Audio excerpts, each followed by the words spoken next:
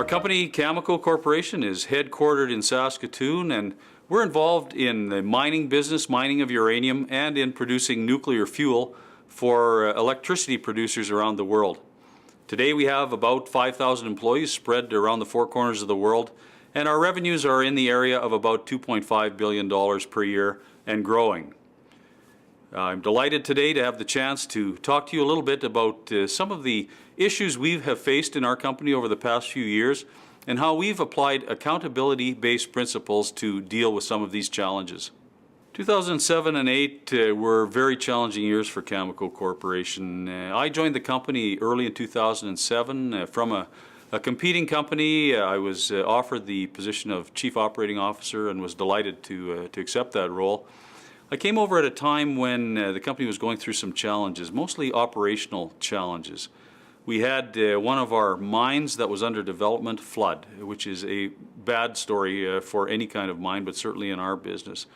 We had groundwater contamination at one of our processing facilities, and just really a myriad of problems that all seemed to hit us at the same time. So to get to the core of it, we were really struggling, I think, with operational excellence and a commitment to safety culture. So we had to take a hard look at where we were at and how we were organized. And so we started to do that and found very quickly that we needed some help with that. We needed some principles around which we could build or rebuild our organization. So we reached out at the time. I reached out to Paul Tremlett, who came in to give us a hand. Paul, well-versed, an expert in accountability-based management principles. And we really needed to look at our organization to see how we were organized. We needed to look at the work to be done. And I always remember the words from Paul. He said, form follows function. And we had to look at what work we wanted to do and then how we should organize our team to do that. Paul helped us with that over many months.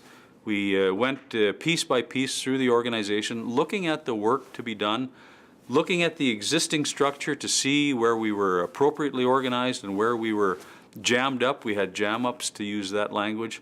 And so over a period, I would say, of about a year, we did a lot of work within our organization and came up with an organization that today we have in place that I think is very suitable for the work we have to do. Today we had a lot of work to do in the organization. Our organization had been structured and sized for the operations we had in place at the time.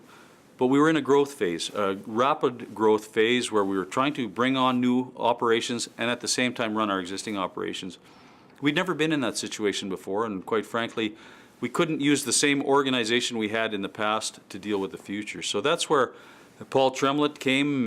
He and I spent many, many hours together pouring through the organization, he teaching me principles about accountability-based management, and then working with our senior managers to go through our organization and see where we were appropriately structured and staffed and where we weren't. And we had to make some significant changes, and it wasn't easy.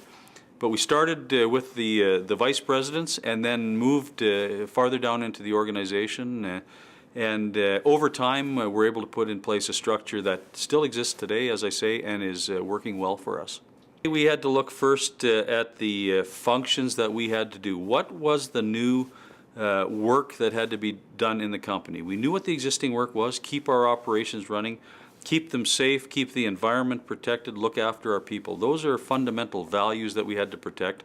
But at the same time, we were growing the company quite rapidly, bringing on new operations, spending a lot of capital. And so we had to look at that, decide what work was to be done, and then look at whether we had the right structure in place to handle that work. And that's really where Paul Tremlett and his group were able to help us think through that process. What were the different levels of work to be done? How should the company be structured? And then who should the people be to go in those different boxes and structures? And so that was the work that we got a lot of help from Paul with. Well, I think it clarified the organization.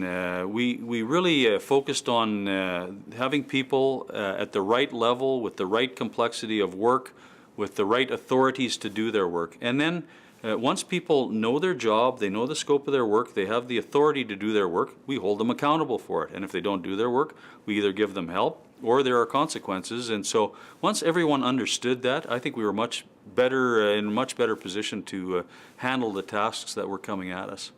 Well, it was work that had to be done, and quite frankly, not only did we have to restructure, reorganize, look at our organization, we have to do our existing work. We have day-to-day work. This is over and above that. So we really needed some help with this, and I was very comfortable with Paul Tremlett. He and I seemed to work together. We were of the same mind. Not that we agreed on everything, I'd have to say, but we agreed on the principles, and he helped teach me the principles of what we needed to do. And then he helped me to be able to apply those principles to our organization. So using the accountability-based management processes and principles was very valuable to us. Interesting is, of course, how the people react. And as I say, some people jumped on board really quick. They saw the big picture. They saw the change that was needed in the organization. So quickly we latched onto them to help them lead the change. Then you find the resistors, people that don't like change, that don't like something new, and we had to work with them to help them understand why we were changing, what the changes would look like, and how they fit in. So the people side of it is always the most interesting and the most challenging, and we got a lot of help from Paul Tremlett with that. Well, for me, patience is always a difficult piece. I like to move. I like to get things done and move forward. We're busy.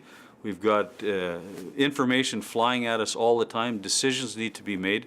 But this had to be done right and take some time, and it took some time. So Paul Tremlett came in, worked with us, helped us think through the different pieces, and I think we rolled it out at the appropriate time, at the appropriate pace, so that people could stay with the program, they could understand what we were doing, why we were changing, why we needed change, and then get on board with us. So learning patience for me was probably the most difficult.